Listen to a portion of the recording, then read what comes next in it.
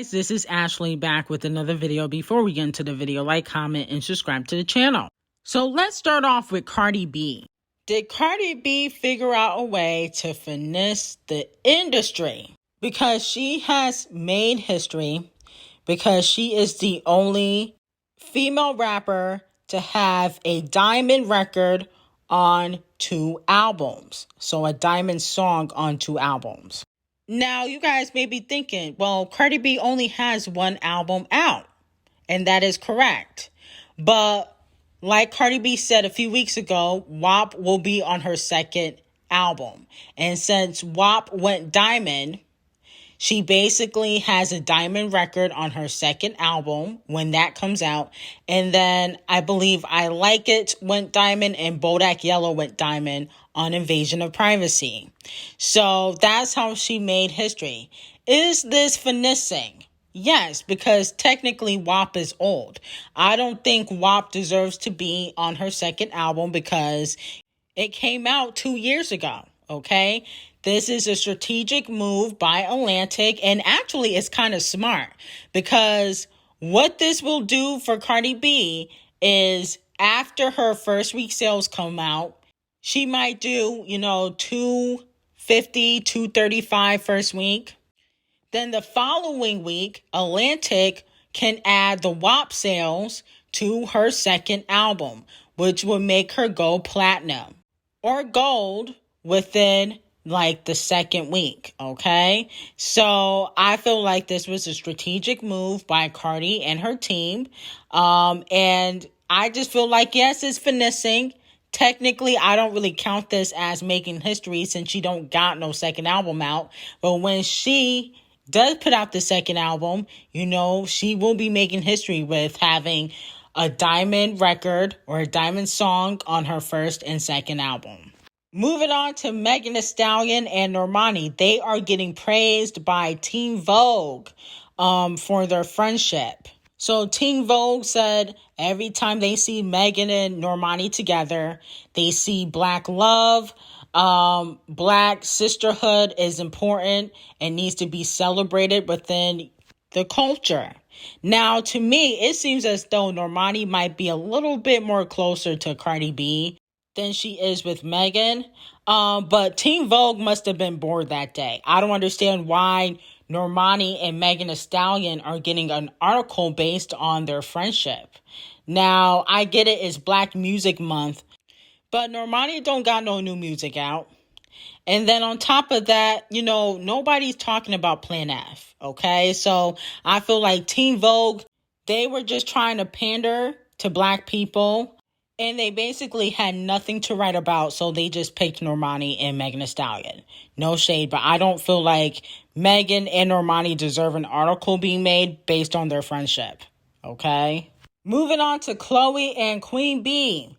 A lot of fans are saying that they believe that the Queen Bee sabotaged Chlöe by having her release the same day as Drake. Okay, so let me know how you guys feel about that. Do you feel like the Queen Bee was trying to sabotage Chlöe by having her release the same day as Drake? Honestly, I don't really feel like a lot of people knew that Drake was planning on releasing a terrible mixtape, okay? Because we got to remember, it was a surprise drop. You could kind of tell by the music, it was rushed. Okay, it wasn't well thought out. I think that Drake was a little bit insecure about his status in the industry because nobody is talking about certified F-boy anymore. Okay, and so with that being said, after Beyonce made her announcement that she will be releasing music, I think a lot of people are scared and now they're going to be rushing out their projects because they know that possibly, Beyonce can rule the second half of the year. But I don't think the Queen of Music was trying to sabotage Chlöe. I don't think a lot of people really knew that Drake was planning on releasing. I think he did it last minute. He just put a bunch of throwaway songs on a mixtape and he thought that people were going to like it, okay? Because everybody's really into like The Weeknd and, the Dua Lipas and they're doing like that techno type of music. And he just wanted to get in on it because it's the summertime. But it failed. And To me, Chloe's single was better than Drake's whole album. Okay, no shade. I didn't even really like Chloe's single like that, but at least it didn't sound like complete trash. So if anything, if Beyonce tried to sabotage Chloe, it didn't work because Drake released garbage. But I don't think that the Queen of Music was trying to sabotage Chloe. I think that, she had her release date set for the 17th, and then Drake last minute decided to release because he was insecure about the music that he had out, which was Certified Trash Boy, and nobody's really talking about him. Everybody's talking about Doja Cat Planet Her, and so I think he just felt like he was untouchable. But now I think he realizes that he has to go back to the talent. Moving on to Doja Cat and T Swizzy. Allegedly, Taylor Swift, she got her eye on Doja Cat, okay? Because Doja Cat has been surpassing her numbers on Spotify. So with that being said, would you guys be here for a collaboration? There's a lot of pop stars allegedly that are trying to work with Doja Cat because they see that her numbers are good. Allegedly, Katy Perry's trying to work with Doja Cat. I heard Lady Gaga, she wants to work with Doja Cat. Dolce, she's not a pop star, but she wants to work with Doja Cat. Post Malone just released with Doja Cat. Doja Cat is getting the numbers, and that's why a lot of these other artists want to work with her because they feel like if they work with Doja Cat, the record is going to do well. I feel like it depends on the song, though, because not all of Doja Cat's features do well. They do okay, but sometimes her features are not always long-lasting, if you guys know what I'm talking about. So with that being said, I would be here for a Taylor and Doja Cat collaboration. I would be here for a Katy Perry and Doja Cat collaboration. I don't think that Doja Cat could save Katy Perry's career. Okay? I think it's kind of over for Katy Perry. She's older. She's still talented. Still has bops. Okay? But at the end of the day, she's not getting a push. The industry is basically done with Katy Perry.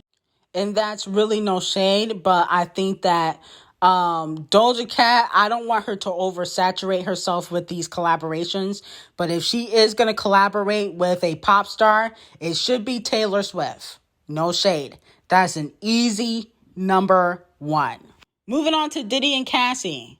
So allegedly Diddy has thrown shots at Cassie in his new song, Gotta Move On, featuring Bryson Tiller. Now, I listened to some clips. I didn't listen to the whole record. I don't really get into Diddy like that. But he basically said, he got to move on because you got a new man. Okay, so that's one of the lyrics in the song.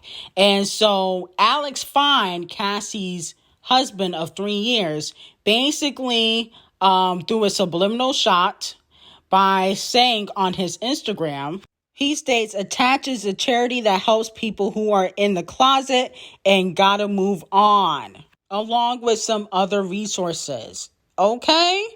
Ooh, wow. That was a little low blow. Now, if you're wondering why he said in the closet, because there has always been a speculation that Diddy was bi or into men. And this charity is for, the gay community. So basically that was a little subliminal shot to Diddy basically saying, leave Cassie alone and get out of the closet. Now, I will say this. I don't really feel like Diddy was really throwing shots because Diddy don't write his raps. He don't write no songs. Diddy has said plenty of times he writes checks, not raps. So you can't really throw a shot if you're not really writing your own raps, okay? You got to give credit to the person that actually wrote the record. And I do feel like Diddy probably thinks about Cassie. They were together for like 10 years. But at the end of the day, he did not want to marry her. And Alex Fine has. So you can't be upset, okay? You can't have your cake and eat it too. You got your new Cassie, Carisha, who's dumb and will allow you to play with her until she gets up there in age and wants to settle down. Now, so let me know how you guys feel about that. Like, comment, and subscribe to the channel, and have an amazing day.